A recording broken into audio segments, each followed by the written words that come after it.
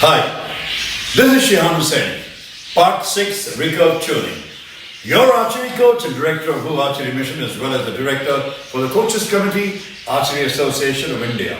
You are in the Level 1 Recurve Go Specialization Workshop of Who Archery Mission and the World Archery and the Archery Association of Tamil Nadu, TAAT. In this section, probably the last section for the day, you will learn about tuning tools and the variables we can use to adjust the shooting characteristics of an arrow.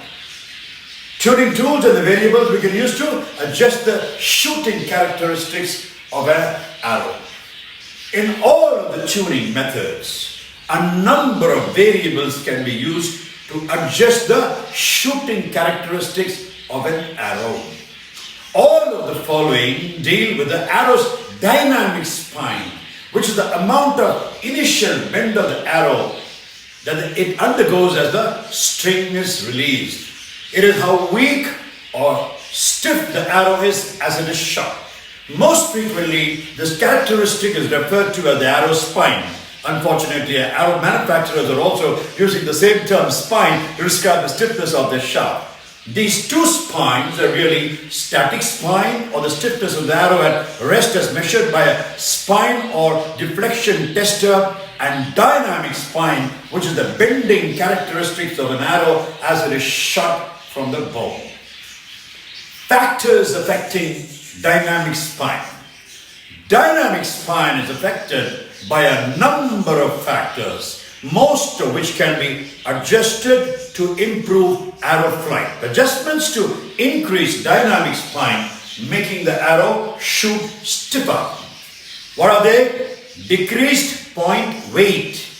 Add weight to the knock end of the arrow. Shorten the shaft. Decrease bow weight. You have to decrease the bow weight. Decrease bracing height. Be careful here, as this gives a longer power stroke, thus makes the arrow seem weaker.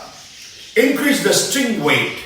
Change arrows to a stiffer shaft size, that is lower static spine value. Now, adjustments to decrease dynamic spine, making the arrow shoot weaker or bend more. How to shoot to make the arrow weaker or bend more? 1. Increase point weight. Number 2, lengthen the shaft. Number 3, increase the bow weight. Number 4, increase the brace height. Be careful here, as this gives a shorter pass stroke, thus makes the arrow seem stiffer. Decrease string weight. Change arrows to a weaker shaft. Increase static spine value, that is, increase the static spine value. There are some limitations in applying these changes. The point weights are determined by what the archer can actually purchase. If the archer is using aluminum arrows, he can add lead to the inside of the point to increase its weight. It is obvious that you can cut off some of the arrow shaft to shorten it, but can you lengthen the shaft after you cut it without purchasing new shafts? Not possible. So you need to invest more. If you increase bow weight, you may get to the point the bow is too heavy for you to control. So you can't keep increasing the bow weight also. Now let's go to the bowstring. Serving weight, that is the center serving, can affect dynamic spine. For example, monofilament center serving will cause the arrow to react stiffer than lighter weight nylon center serving. Simply changing from a metal knocking point to a iron knocking point can have a noticeable effect on arrow spine due to the weight difference between the two styles of knocking points. Now, what is the objective of bow tuning? Why do we do bow tuning? About 9 lectures on bow tuning. The goal of tuning your bow is to set it up so that you can get the smallest, tightest group of arrows possible within your shooting ability at the target. Many people look for the best arrow flight on being able to shoot bare shafts into the flexed shaft group. There are many incidences where elite archers get excellent groups without perfect arrow flight. It is also normal for the bare shafts to hit just outside the fletched shaft groove. Since bare shafts are lighter than fletched shafts and have no rear weight, that is the fletchings, depending on the distance being shot, it might be expected that the unfletched shafts would hit higher and to the left, right for the right-handed archer or the fletched shafts. Starting the tuning process. Now, how do we start the tuning process? Follow the many available manufacturers' spine charts to select the arrow size recommended for your draw length and bow poundage to use as a starting point in developing the proper arrows for you. Read all the information provided on the proper use of the chart. Many people have found out that the arrow sizes recommended by the manufacturer or in the chart is at least one stiffness grade too stiff. So it may be actually wise to try arrows or pick one grade less stiff shaft as a starting point. Verification that you have selected the correct spine will be determined during the tuning process actually.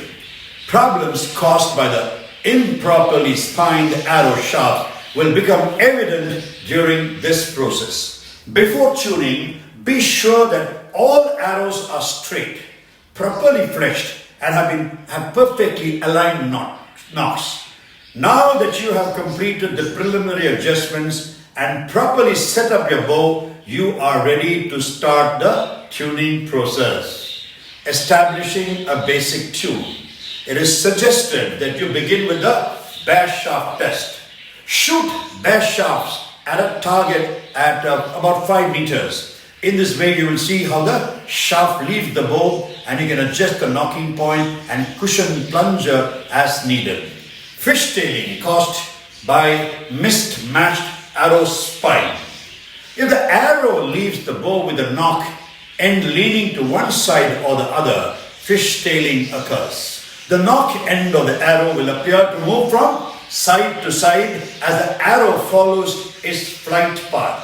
Using the bare shaft planing test to correct fishtailing, continue to shoot 3 fletched shafts and 2 or 3 identically aimed unfletched shafts.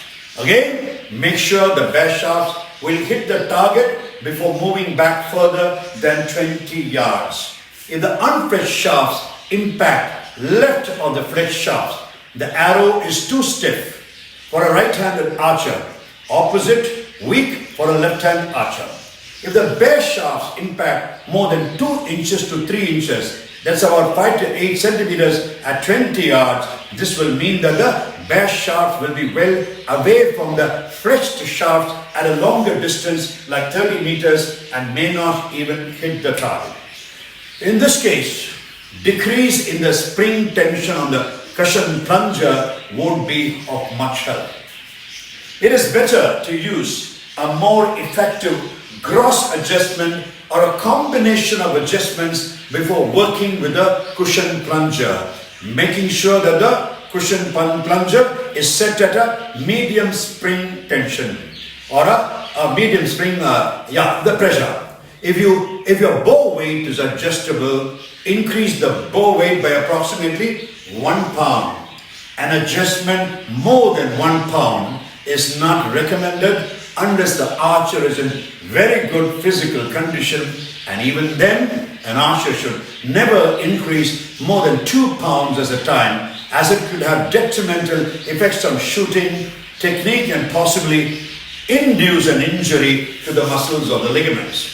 Other gross adjustments that will improve the spine compatibility of an arrow that is too stiff are an increase in arrow point weight and a reduction in the number of strands in the strings, reducing the physical weight of the bowstring.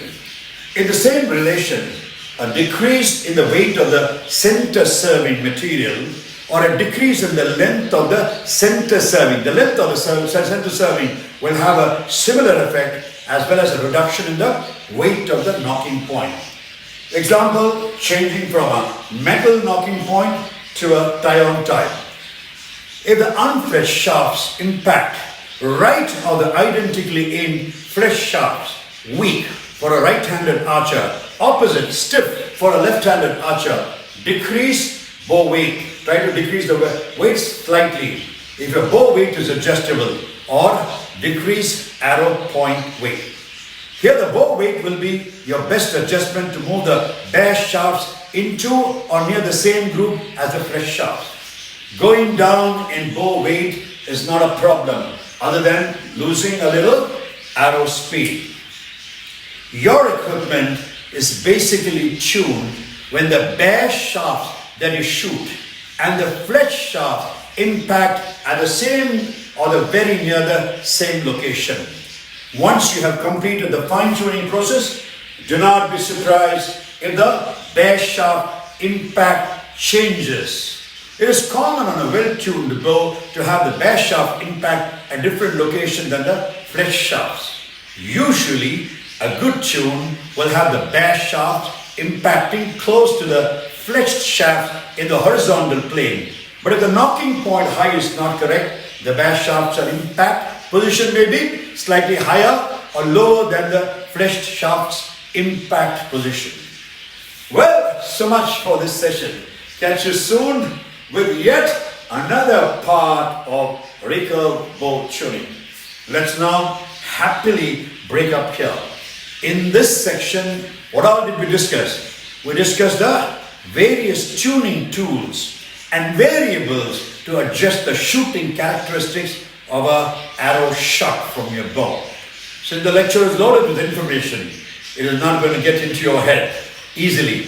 If it does, you must be a brilliant, mind-blowing, intelligent genius. Please listen to the lecture over and over again in your headphones. This is going to truly help you understand what I've been saying. Keep repeating till you are thorough with it. I'll be explaining, as I said in every lecture, every part of this lecture in simple detail in several sessions all through the year with many, many more lectures. Till you have completely grasped it, you have put it in your head and your heart and you completely understand it. God bless all of you. Catch you soon. This is Cool.